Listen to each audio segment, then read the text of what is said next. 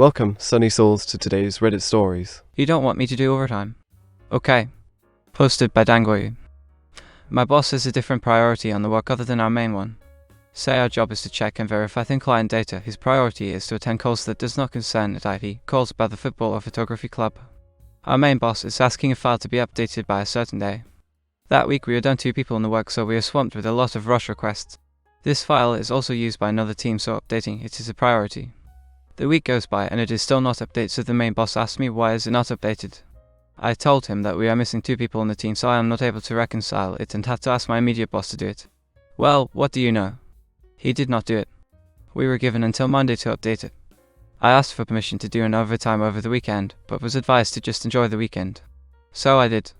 Come Monday, everyone is going berserk because it turned out that the file contains some errors which resulted into it being escalated to higher ups. Main boss asked me why I did not update the file over the weekend. I said I asked for permission to do it Saturday, but was told to just enjoy the weekend, so I did not log in. We got into a meeting with main boss, and immediate boss was called out for not allowing me to render overtime. This caused a massive reporting issues and hits on the reporting side. Sorry main boss, I am only following immediate boss's instruction. Here is my AI opinion. I think it is very unfair to blame me for this situation. I did everything right by asking for permission to do overtime and was told to enjoy the weekend instead. My immediate boss should have been more considerate of the deadline and allowed me to work on the file over the weekend. It's not my fault that he did not prioritize the task properly, and now we are facing the consequences. I hope the main boss understands the situation and does not penalize me for something that is not my fault. What do you think? Do you have any suggestions on how to handle this situation? What do you think was the reason behind your immediate boss not allowing you to render overtime? How did you feel when you were asked why the file was not updated and you had to explain the situation? Odd Mariamber of 1856 commented. Main boss file needs updated. OP, sure people, can our boss do it? Our boss have it done by Monday. OP, can I work overtime to finish project? Our boss enjoy the weekend. Monte. B, how come project isn't done? OP, our boss told me to enjoy the weekend. Our boss sharp to catch your face. Coat of Joan commented. Snafu. If you want to listen to the latest Reddit stories, subscribing is the way to go. Just click that button and you'll never miss a video. Strict adherence to contract backfires beautifully. Posted by 2 Screens on PC. Had to share this gem of a story from a few years back when I was contracting with a tech firm. Get your popcorn because this one's a treat. Enter Mr. Grayson, the firm's new operations head. Now, this guy had a reputation for being a stickler for rules, often to the point of absurdity. Shortly after his arrival, contractors like myself were handed these freshly inked contracts. It was verbose to say the least. But one clause stood out: all contractors shall adhere strictly to the tasks outlined in their contract. Any deviation will result in immediate termination. This was Mr. Grayson's baby's attempt to ensure we stayed in our designated lanes. For context, the firm had a history of a collaborative environment. Developers would occasionally assist with design queries, and designers like me would sometimes offer input on usability to the developers. Look, Grayson, oh, he wanted none of that cross-departmental nonsense. Now, onto the malicious compliance. A big project was on the horizon, and midway the development team hit a snag. They identified the design flaw, something my team could have fixed in an hour or 2. However, helping them wasn't in my contract. So I sat back, sipped my coffee, and watched the drama unfold. The developers, bound by their contracts, spent days trying to engineer their way around a problem that wasn't theirs to solve.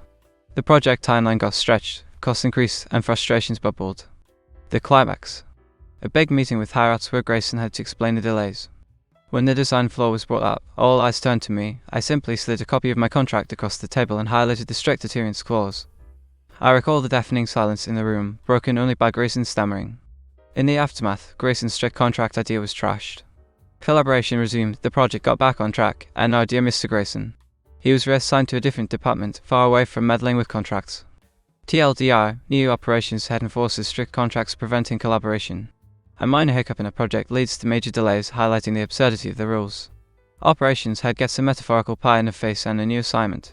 Here is my opinion. This story is a great example of how strict adherence to rules can sometimes lead to unintended consequences, and how important it is to be flexible and adaptable in the workplace. The operations head, Mr. Grayson, had a good intention of ensuring that contractors stayed within their designated roles, but his approach was overly rigid and prevented collaboration, which ultimately led to delays and increased costs. The design flaw that the development team encountered could have been easily fixed by the design team, but because of the strict contract clause, they were not allowed to help. This highlights the importance of balance between adhering to rules and being flexible enough to adapt to changing circumstances.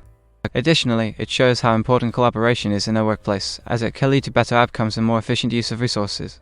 Overall, this story teaches us that sometimes it's necessary to bend or even break the rules to achieve a better outcome, and that collaboration should be encouraged and valued in the workplace.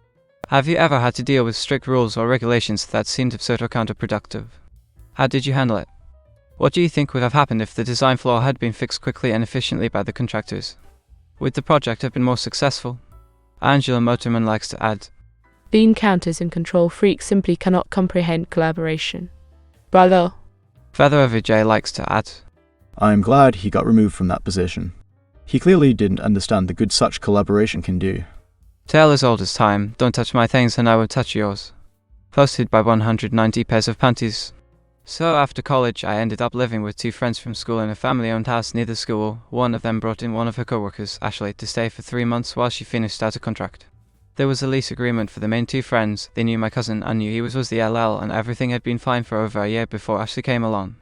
Ashley signed an agreement with him as well for the 3 months. We did agree not to share the family connection with Ashley though, in case she was a problem and tried to use it against us, or as an excuse to be a slob/not pay. Ashley seemed okay for the first couple days, mostly settling in and getting used to the house and how it ran.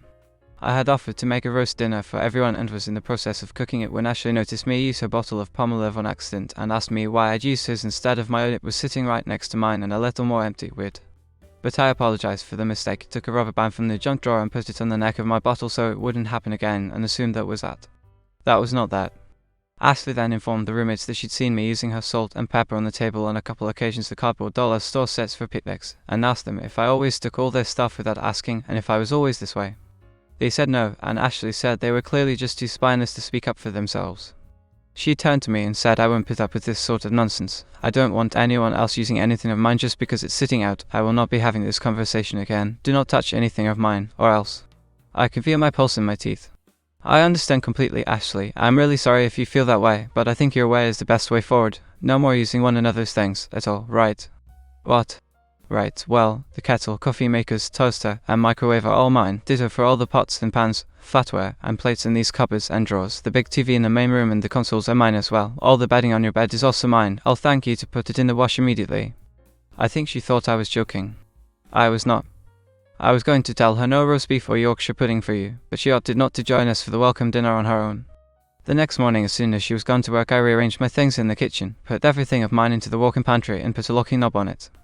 I took the remotes and controllers for my big TV and kept them locked in my room. I took the bedding and lamps of mine out of her room. Extra receiver for satellite? Nope, just the 3 we already have, and it's my account anyhow. Wi-Fi password? Sorry, that's mine as well. Ashley complained bitterly. She insisted it was illegal for me to deprive her of the microwave, internet, and TV in her lease. Nope. That thing just said that a fridge, stove, dishwasher, washer, and dryer were available for use. Oh, and by the way, the laundry drying rack is mine as well, and stop using my detergent pellets. It was a rough 2 months. Ashley ended up leaving early to move in with her boyfriend. She made a big theatrical threat on her way out that she was talking to the LL and was going to get us all kicked out. It was then that I informed her he was family. She looked like a balloon full of raspberry jam at that revelation, and we never saw her again. Roommates were fine with the kitchen and TV stuff. They had keys to the pantry and their own TV in their rooms. Here is my AI opinion. It sounds like Ashley was not a very good roommate. She seemed to be looking for ways to cause conflict and was not respectful of your belongings. It's understandable that you would want to protect your things and set boundaries with her. It's also good that you have a clear lease agreement in place with your LL, as it can help to prevent misunderstandings and disputes. It's possible that Ashley may have been trying to take advantage of the situation by using your belongings without your permission and then claiming that it was illegal for you to deprive her of them. It's important to remember that you have the right to protect your own property and set boundaries with your roommates. If Ashley does end up making a complaint to your LL, it may be helpful to have a clear and respectful conversation with her about your concerns and boundaries. It may also be helpful to have a third party present, such as a mediator or a neutral witness, to help facilitate the conversation and ensure that everyone's needs are being met. Overall, it sounds like you handled the situation well by setting clear boundaries and protecting your belongings. It's important to prioritize your own needs and well-being in these types of situations, and it's good that you have a supportive LL who's aware of the situation. What do you think about Ashley's behavior? Was she justified in her actions? How would you have handled this situation if you were in the OP's shoes? Some its mate likes to add, Her pettiness was her downfall. Soap and salt. She wasn't thinking. I wonder if she'll learn. OP replied, choose your battles wisely. She chose to be petty over literally 3 cents worth of products and I met her there. Lol. Thanks for tuning in today. Subscribe for more intriguing Reddit stories.